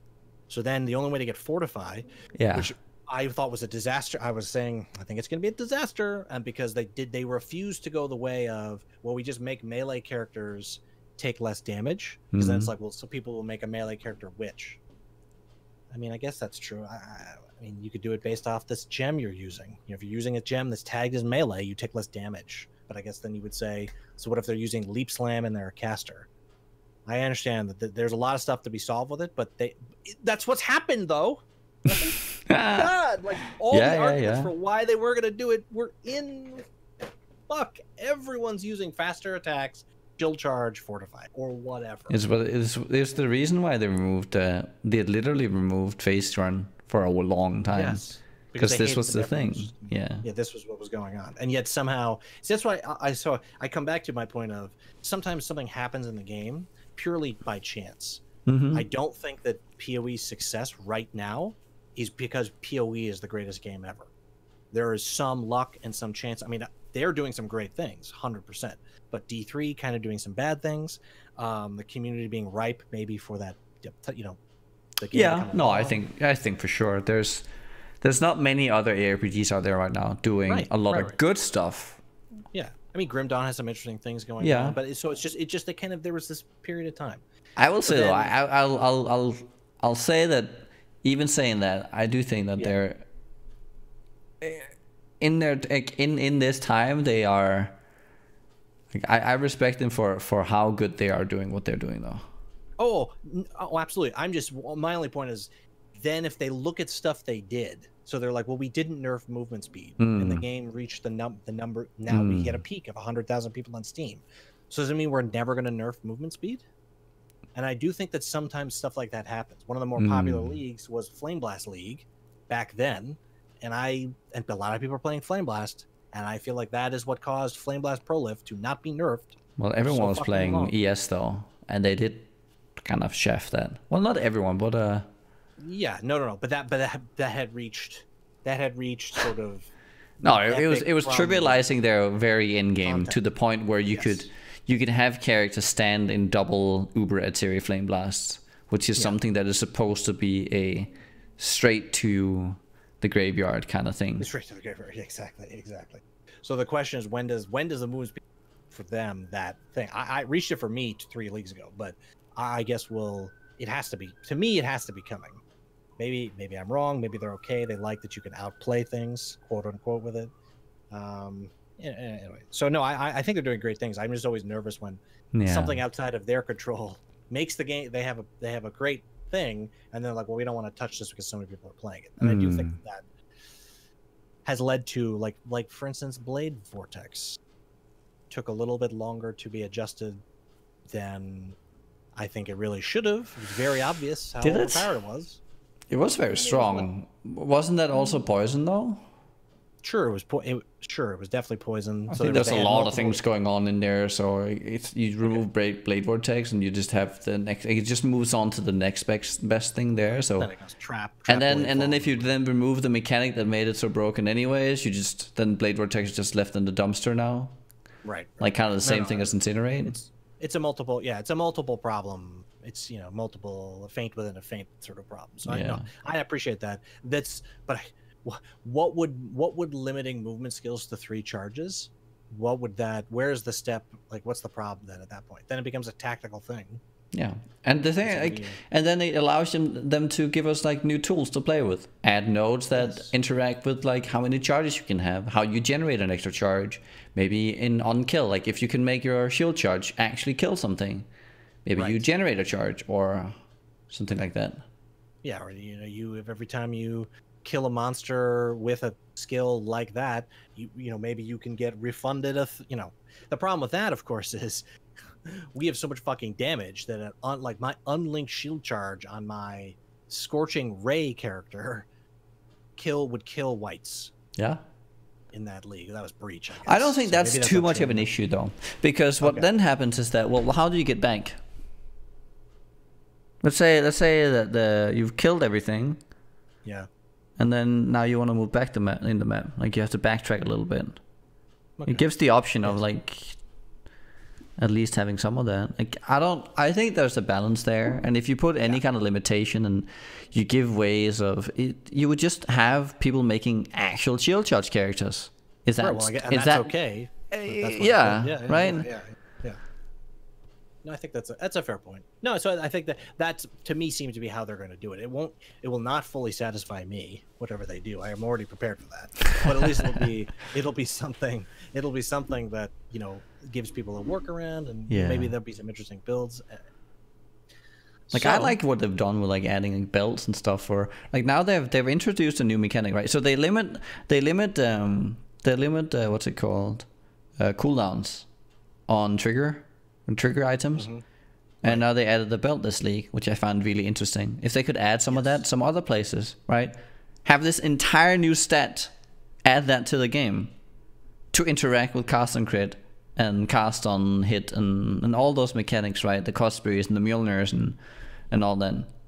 Yeah. Give us more tools like that so we can decide, instead of just localizing it to just the belt, maybe add a little in the tree. Right, because that is still skill points you have to allocate instead of somewhere else. It's not just giving players free damage. Obviously, it could give some of these builds some more power. I don't think that's too much of a bad thing, though. No. Well, and then maybe some of these could be chase unique, right? Because that seems to be something that has fallen off a little bit. You know, I was thinking about, the only unique I'd be going for on my character would be the 6-link skim, which I don't know if they're the loyal one. Hard to, the skin of the loyal. I don't know if those are hard to get at this point, since it's no longer. I don't think it's the hardest thing. I think there's the later it goes into the league, they're not too hard. I think because there's plenty of people running like Chalupa. There's also a lot of people dying. Well, there's only 30 for. I guess this is 30 online. So that's quite a bit, honestly. Obviously, they rolled different colors. The different colors, yeah. There's 91 total. So, yeah. Okay. Seems fine. Seems fine. Yeah, that seems fine for when it's in not that league. So yeah. Let's see. Is it 2, 1, 3? Let's see what my colors are. So there's 2 of them, and there's 60 cast and 250 cast. Yeah. So that's fine. So anyway, I think that that's a good idea. You know, some of that's introduce some of the new stuff. Because that's what I'm looking for. Okay. So this is one of the things that bummed me out. Like, really bummed me out. You remove double dipping, but you don't put anything interesting in its place. You just have like this super fucking bland generic damage, adding damage over time. It just stacks with everything else. Everything just becomes the same streamlined one thing, and you have this like this diminishing return fucking, like every single point you put in it, it just becomes worse and worse and worse and worse. You don't have a second avenue. Like, you can't stack burn speed. You can't stack, right? There's not... Because as long as you have 2 multipliers to work off on the damage over time, like, they can increase each other, right? But it's not just the same stat you stack, and it dips. Right. Well, so what's... And because if you have, like, a limit to, like, a secondary stat, it would just be nice if we could burn faster sometimes. Or we could make the burn go slower for more damage, or we could make it go faster and more instances. Like, you can have movement skills with either like 2 charges or 4. You could have it reduce the cooldown could be faster. Like on movement skills, you could have for the whole cast and crit stuff, like adding reduced like trigger time. Like all that kind of stuff where they put a limit, but they don't give us a way to like kind of scale off in a different direction, because they become so static and like so generic. They just, okay, put this and this and this and this, and now you can do this many times. Yeah, well, and there's no way to alter it. So it's interesting you're saying this, because I think that the problem really comes down to that as they were adjusting sort of support gems, we haven't really had replacements for a lot of stuff. In my opinion, everything being a more multiplier. I mean, I guess there's still some cool interactions, but I come back. I talked about it before. I come back to that fucking hype preview video where it's like Fireball. Then Fireball does GMP. Then it does Chain. Then it does, I don't know. So I feel like hopefully that's something that's like your stuff, like you're saying, is on the horizon. So you have your again, like the Onslaught gem, you have a chance to get a buff effect on your character, and all your burns burn 3 times as fast or something. So then it's like, okay, if that's kind of how we're going, you're fighting a boss and you're like really waiting for the thing to proc, and then it procs, and then you use your Vol skill to blow up the whatever. You know what I mean? I think there's something to be said for that, where there's this. Yeah, there's like you have an interaction. Like I want to be able to alter how my skill works, how it functions, instead of it always being the same and I'm just stacking damage on top of it. Because that's really fucking boring. Right. Yeah, so I'm curious. We'll have to see what comes out in the December league, because I think a lot of people are pointing to that as, they were obviously there's stuff that they couldn't get done in time for this league. And this, I know I've said before, the December league lately seems to be the league where it's at. So I'm looking forward to it. I'm assuming, so it's September 19th. So that's, let me see, 1, 2. Yeah, so I guess it would like at least a month until we hear something. Right, because when does this league end? Sometime in November, I thought. Yeah. So maybe we won't hear anything until November. Why? So I'm excited. I agree with you that it's just they've taken away some of the mechanics where it alters how you play. The shocking, right? Where you're like, oh yeah, I got a shock. Oh, whoa, I got triple shocked. Crazy, right? You have the, oh, I'm doing no damage because I'm incinerating from like 5 miles away. Let me get up and close. Whoa, it's crazy. Right. Or you hit that 10 stack flame blast, and everything just falls over. Yeah. This is some of those things. I don't know. I miss some of it, even though like the burn stuff was OP. Like the double dipping was definitely too much. Like it reached absurdity. But I think that's I come back to why did it reach so much absurdity? Because they added so many more multipliers. Yeah, it's true. Like like as long as you reach, like as long as you have like a cap, like as long as there's like a certain ceiling to how much you can get of something, that they've thought out that if players stack, like they can stack this many, and there's this much they can reach here, and then this here. As long as we don't provide more than that, it's fine. Yeah. If you then go in and add like 100% extra, oh, now you fucked it. Yeah, well, because that's right. That's why Incinerate became OP, right? Because Spell Echo worked. Yeah. 100. That's literally the only reason it's a problem, because you not only did you get reach for stacks, of course the buff said 3, but that was the 4th stack. You reach that like in a millisecond. You're also pumping out twice as much fucking. So instead of pulsing 7 times a second, it was pulsing 14 times a second. Well, that's a lot of damage. So, and I feel like they took this path of, this is where we're going. We're removing some of these really gems that are very, very tough to balance, and I understand why they want to do that. But then all the more multipliers. But then they add that for the cost of all the utility, right? So they have to remove shotgunning now. They have to remove double dipping. They have to remove all these interesting mechanics that change up how you essentially end up playing. Yeah. That's just.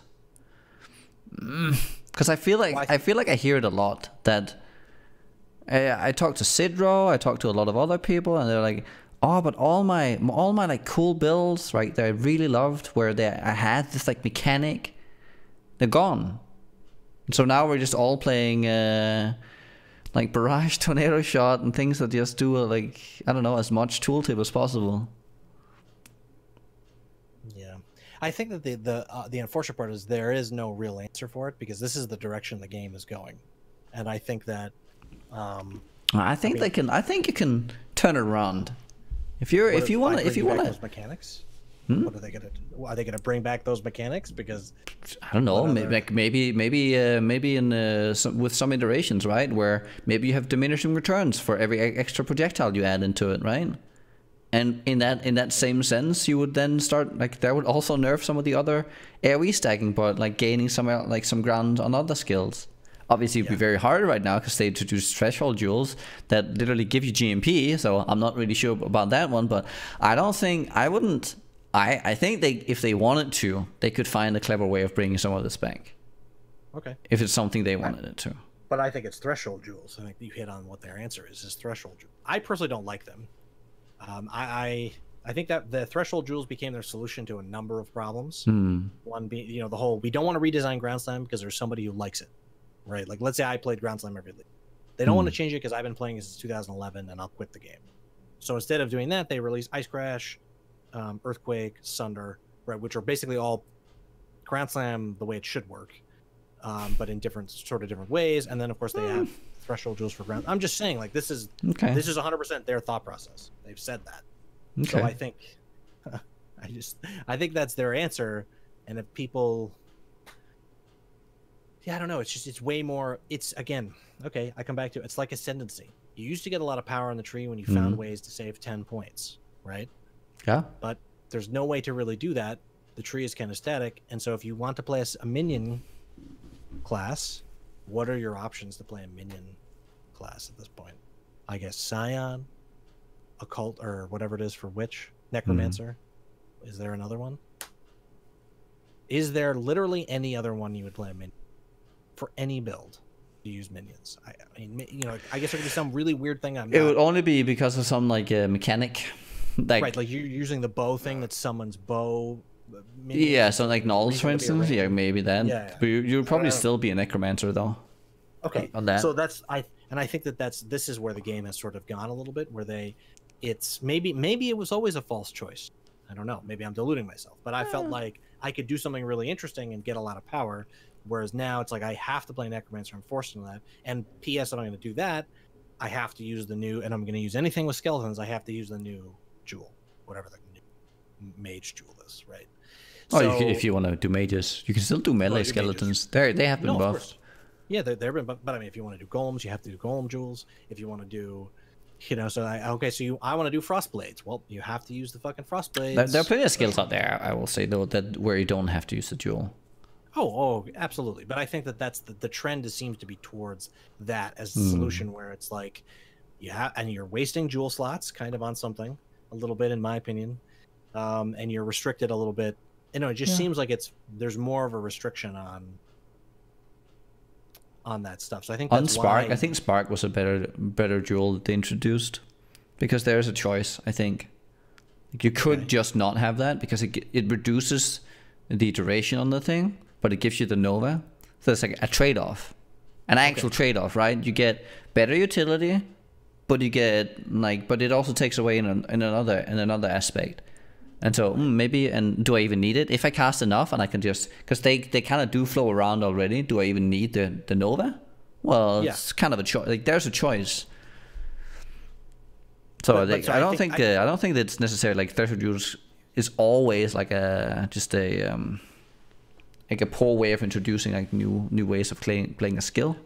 Well, no, and I'm not saying it's poor. I'm just saying it's their solution. This is what they've settled on this for the last several leagues. It seems to be threshold jewels are the way they've introduced new ways of playing, new skills, and the new balance, really. And however they feel, you know, some of the threshold jewels are absurdly strong, right? Because the skill sucks. Yeah. And some of the skills that are strong, the jewels have much more of the classic. There's an upside and a downside. Like you're saying for the Spark Jewel. So I think that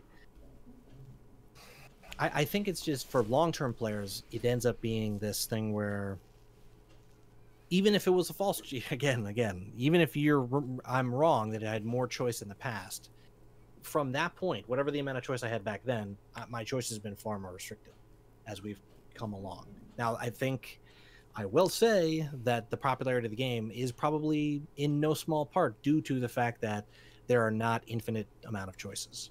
Right, because that was a big problem in World of Warcraft, and World of Warcraft was nowhere near as complicated as PoE. But at one point, you really could spec however the fuck you wanted, right? And so there was some. Well, there was like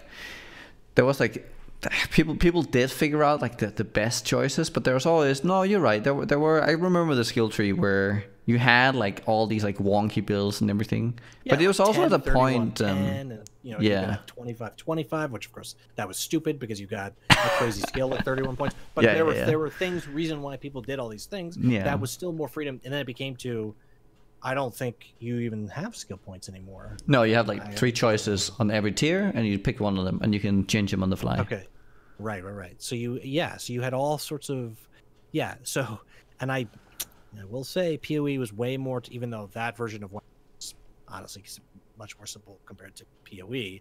We used to have, there really was no restrictions, and now you're in this sort of narrow path much more. And I mean, even think about it, because of the way it's designed. Let's say you want to play a totem character. You're really what, Marauder with Chieftain or Templar with which is it Inquisitor is the totem one? I forget now. And totems? Oh no, you can do totems on literally anything. Sure, right, but I'm saying what are the ones that give you the massive benefits for totems, right? Do you really get that on Shadow? I mean, I guess Shadow gets you crit, but yeah, okay, so no, I don't agree on the totem stuff. Like if you for something like totem, it's like So let's just take melee, right? You're not really going to do a melee Templar. What? Of course you are. Inquisitor. Okay. All right. I don't care anymore. I don't care about this point. I'm just saying because they intend. Okay, whether or not you can, they intend but you should play a specific thing, right? There are specific ascendancies meant for specific things, right? So that's how they've artificially restricted where you can be on the tree. Right? I mean, you point to some snowflake thing as being the answer. No, but it's not a snowflake thing. Okay, all right. Like there's if you I don't know, if you want to like play Ellie, if you want to like say play Ellie crit on a melee, right? You could do it on Berserker, you can do it on Inquisitor, you can do it on Raider, you can do it on Assassin, you can do it on like Pathfinder, you can do it on Scion, you can do it on Elementalist. Okay. But the composition of the tree itself belies your point, right? Because everyone doing such and such is playing X ascendancy because there's the best one, right? There wouldn't be complaints about everyone playing whatever it is if what you were saying was true, right? I mean, we can't have both things be true. So I mean, there are okay, Morse. Okay, yeah. So to your point, there are instances where on minions specifically, I think you're completely wrong. Like right, not wrong, but I think you're completely right that you're very forced into like one of two. Right. And probably also if you do, I don't know, there are definitely certain archetypes of builds where you're you have very limited options. I completely agree on that. Yes. So I mean, because yes, melee. I think if you want to play, I think if you want to be a little bit more creative with playing a Marauder, like say you want to play some kind of like Marauder caster, or you want to play like if you have like a specific one to play, if you want to play like a specific archetype on a different side of the tree, you can't always do that, and that kind of sucks. Yes, it's a lot harder. So on that I agree. I mean, look, is it the type of thing where are you prevented from doing it? No. This is where I come back to is kind of a little bit of a false choice. They don't stop you from doing anything. You're doing it as uphill both ways in the snow, no shoes on as you possibly can. I want to say that there are plenty of styles of builds out there where there's not like something where it's not set in stone, where there are actually choices and where you benefit in certain areas depending on where you go, where the ascendancies work well. Right. And then there's the other side where you're forced into a certain choice because it doesn't work well anywhere else. Where in the past you could play it on any character pretty much. You can't do that anymore. Yeah.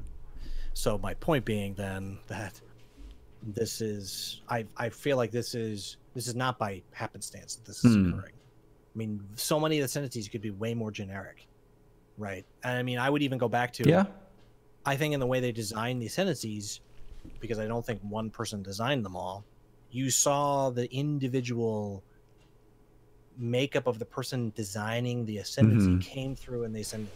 I come back to, you have one that's a crit, which is, I don't know, a third of the entire fucking game is about crit in some sense. That's one ascendancy in the Shadow Tree.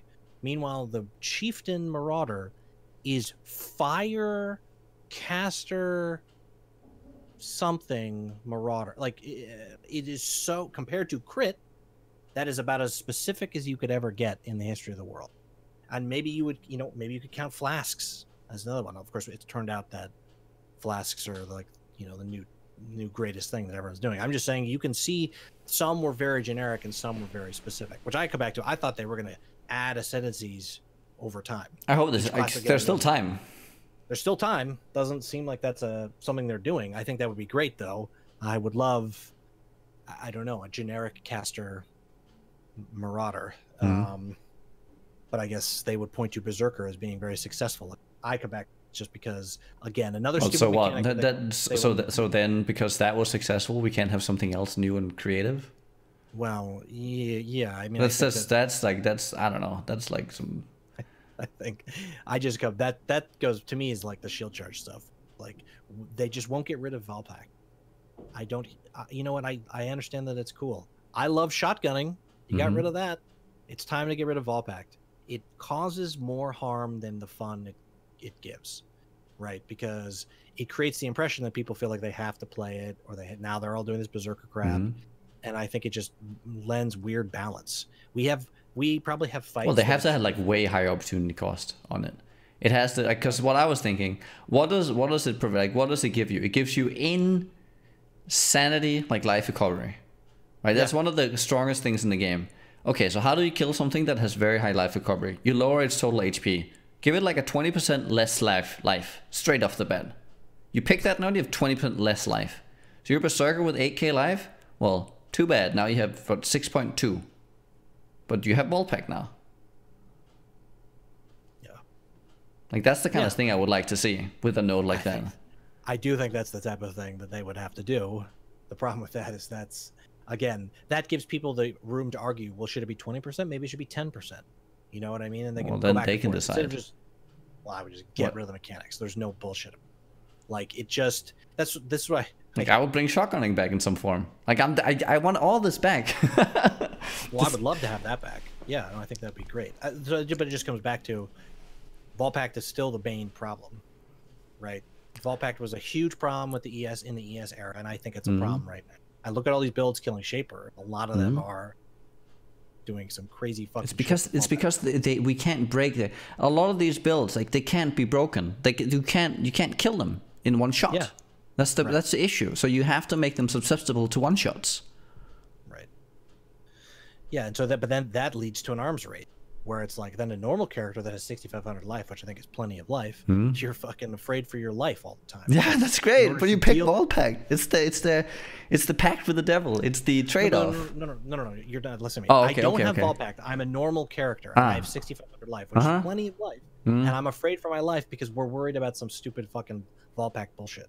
That's what, you know what I mean? You see what I'm saying? It has more consequences outside of the Volpack interaction. Other builds are hurt because of that.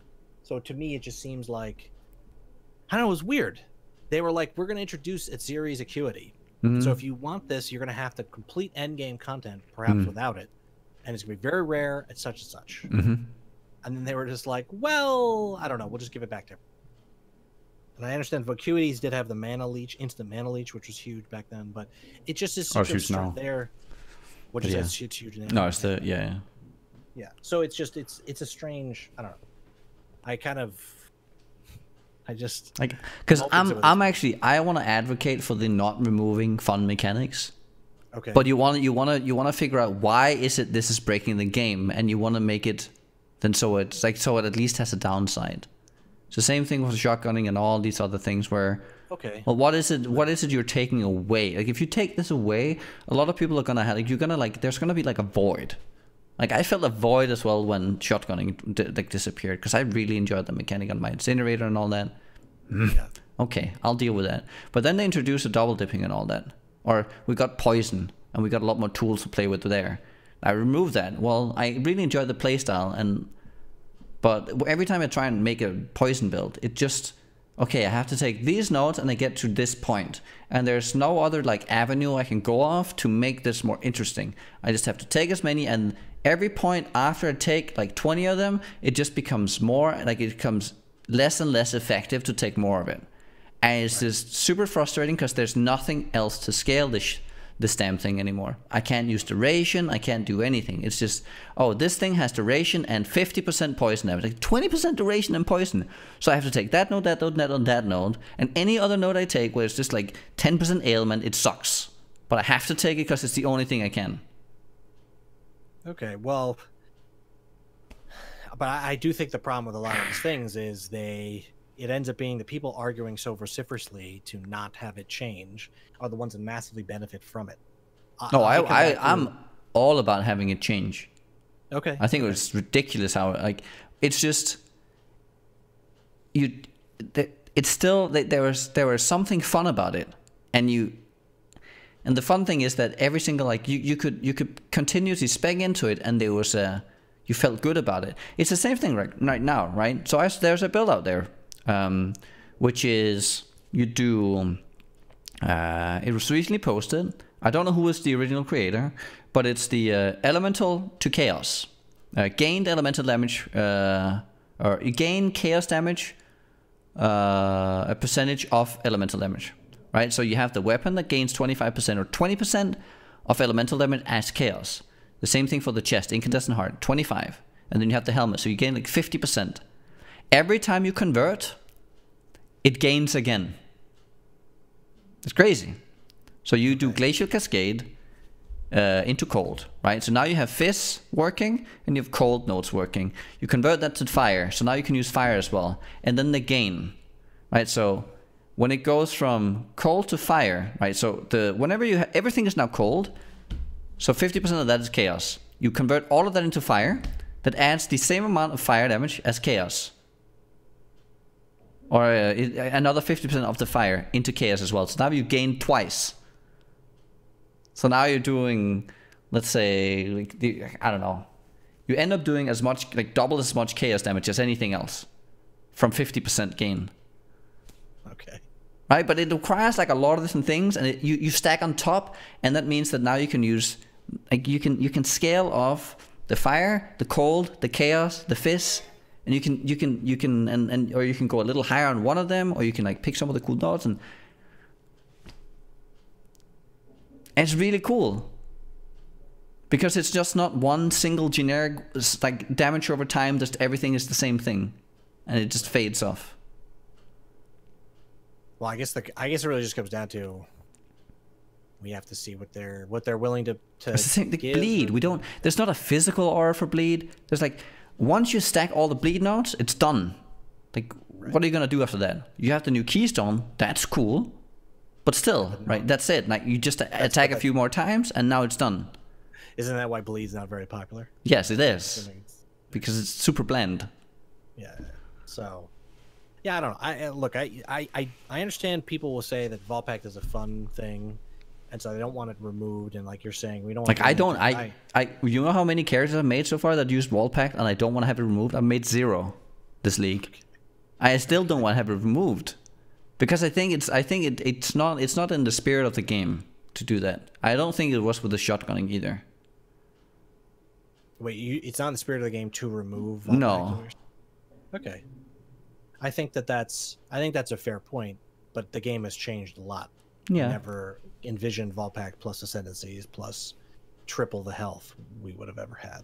Or I guess it's not quite true, but beyond having a few uniques, you know, people on average have a lot more available health in so many different places. So anyway, look, it's a long term problem. I tend to be more of a just almost just get rid of it and see, and you know, again, or like you're saying, it has to be a downside. That's just the thing. Like, if we keep doing that, you just end up with like you just make everything more and more generic, where you can only play the game one way. Well, but that's what's already happened to me. Yeah, so why should we? They got rid of shotgun. But is that a good thing? No, it's not. But are they really going to admit their mistake and bring it back? I would bet you every single dollar I have in my life that they would never bring back that stuff. Ever, because it'd be tantamount to admitting that they fucked up. And I mean, I don't like admitting that I fucked up. And no. I think they're people like me. People don't like admitting they fucked up. So I don't know what to tell you. Like I want to be all, you know, sunshine about GGG because I do like them. I think they're a great company, but that doesn't change the fact that they're still people. No, that's true. Just don't ever see it ever coming back, ever. Like Incinerate. Does anyone even play Incinerate at this point? No. So Spell Echo not working in Incinerate, is that really a fucking priority? But apparently it was at that moment for whatever, you know, again, because of the meta. So they overanalyze something that is the way it is because of other disparate factors that are going to get changed in the first place. So like, is Vault Pact perhaps out of control? Maybe right now in this meta, because like you're saying, it's one of the more interesting ways to play. So instead of getting rid of it, they add 5 other interesting ways to play, and that'll smooth out the problem. But I just don't see them. I actually don't see them doing that because, for whatever the reasons, they remove those things in the first. Yeah, I mean, it's interesting for me. I did the minion thing because that was really interesting to me. It was new. I hadn't really ever done it. I don't have anything else I want to play because the playstyle that I enjoy is no longer possible. And I've said it before, like the battle mage, where I'm up in the monster's face, something or other. I guess it's possible with freeze pulse because of they added the jewels, but I played freeze pulse a bunch. I don't want to play that anymore. So I do think that there's something to be said for, we need supports that aren't more multipliers to come back into the game. Yeah. We need, like, I would be thrilled if they removed Vault Pact from the tree and they made Vault Pact the gem that you would put on, and it had a whole bunch of downsides or something. But it also takes up a link, so your damage goes down. So you can't have a 6 link plus Vault Pact. Vault Pact is a jewel, reduces the damage, or I don't even know, something. Like, I feel like there's ways they can solve things. Where they, yeah, I don't know. Like, what if there was a threshold jewel that gave you CI? With all the same problems, and there was like a bunch of downsides to it. I mean, if that's really where they're going, it seems to me like that's kind of a little That'll be an interesting jewel. Yeah. And you, so then you could, you could either do like in the dex area, in the strength area, and you like have to do all this sort of thing to like convert into like, how do you make a strength character have ES, or a dex character ES, and you use that what's that chest, the one that's Iron Will plus ES. Joffrey's? Is that Joffrey's? I think Joffrey's something Joffrey's raiment or something. Yeah. So I mean, I feel like there are some really interesting things, sort of thinking way outside the box, that they could do, that I would love to see if this is where we're kind of going. So like, okay, so give me, but this is what I don't like, is they kind of did that, but limited to specific skills, right? So you can do GMP on freeze balls. You just need 2 of the Winter's Bite or whatever the jewel is. I wish it was a little more generic. Okay, you have GMP, but I don't know, such and such projectiles deal 50% less damage, that's normal. Maybe some other stuff. I think, anyway, we'll have to see what they come up with. I'm not gonna hold out for the stuff we just talked about. I don't think that's happening. No, I will always, whenever I see them like discuss this anywhere, I'll definitely. I've started to be a little bit more vocal to kind of like provide a counterpoint, because I think a lot of the time it's kind of just it ends up being like it becomes this like hive mind reaction where everyone ends up agreeing on one thing, or this is also broken, like with Vault Pact. Why don't you just remove Vault Pact at this point? And it's just I feel like it's just you miss a good opportunity, and you miss you forget what it is. Like you don't have you end up with not having the discussion of what it is Vault Pact does and why, and so you address the actual issue rather than it's just this like high mind thought that this keystone, it's the keystone's problem. It's not like an overall like way the game functions. We haven't looked into how the game functions. It's just the keystone that's the bad guy, so remove him. Yeah. No, and that's fair. And I mean, they've tried to bring, the Incinerate playstyle. It's just what they intend Scorching Ray to be. I can tell you, unfortunately, it's not the same to me. No, one is a degen, the other is like an actual spell that hits. And... I mean, they're both functioning in sort of the same way, where it's Incinerate function like a degen, right? Because there's a million tiny hits that you were hitting. Well, yeah, but there's still like, you can't leech from it. Like one you can leech from, one you can't. One like lingers on it. Yeah, no. They so much of Scorching Ray's design is because they were like freaking out about something that no one even played anymore with Incinerate. But yeah, no, it's I don't know, it's been something we've talked about before. I don't like when they remove playstyles, right? No, me neither. But then I don't like it. But that's what I'm talking about. They've removed some playstyles, but then Vault Pact, I think, actually is removing playstyles by existing. If you follow what I'm saying. That's why I was. I think it's just I think that there's just not enough. I think that like say block is maybe too problematic on a lot of characters to do, I think mitigation in general is too weak on a lot of characters. Compared to just stacking life, you mean? Yes. Yeah, well, that's Right, so I want to penalize small pact a bit, and I want to bring back some of the mitigation playstyles. Like I would rather that's, but you can do that. Sure, you can, but they've indicated they don't like that. That's what I come back to. I think that it was very clear where they are with this stuff. They much prefer whatever you'd call what we have now. They did not like the stacking mitigation meta, which I don't understand. It's like it's a valid playstyle. You make a defensive character. Oh, you're beefy and everything, and then you have Mr. Glass Cannon over here. Well, I think it's because also, I do think there's some weight towards this is majority of people play softcore, right? So then those people really weren't playing mitigation much. I mean, there are people who do. Yeah. Right? Because of course. So why not make it better so there's more of an incentive even if you play softcore? Yeah. Yeah. No. And I mean, like I said, once you're above level 90, you don't want to die. No. At that point, anyway. So, and there are clearly people who take advantage of it because that gear is cheap and softcore that they can make these insane characters. No, yeah, we'll see. I'm hoping the revamp of the Pantheon system that I'm sure is coming, and a revamp, maybe a little bit of some of this stuff will be a blessing for the December release. That's my hope. So that's a nice. We can end on that. Nice let's do that. Hopeful note for the future. So, this will probably be 2 parts, I would say, because we went on longer than I thought we. Yeah, there was a lot of good stuff to talk about, though. We ended on a lot of different things. It was nice. Yeah. Noogie will put a link to the racing, just in case you're interested in race stuff, and I would assume pay attention to Reddit or the forums for the announcement. Yeah, they stickied the last one. They were very nice to do that. Yeah. Yeah, so it'll be stickied again. Hopefully, yeah. Yeah, hopefully Wednesday, Thursday. I'm assuming somewhere in there. Yeah, I'm actually right after we're done with this, I'm gonna see if I can get a hold of Havoc and see what we're gonna do. Yeah. So yeah, pay attention for that, and obviously you can find this on Noogie's YouTube channel, which is YouTube/Noogian. Yep, and you can subscribe or whatever you want to the podcast. Excuse me, the coffeetalkpodcast.com, RSS, all that jazz, and yeah. And that's it. Thanks very much for being here. Yeah. See you next week. Take it easy.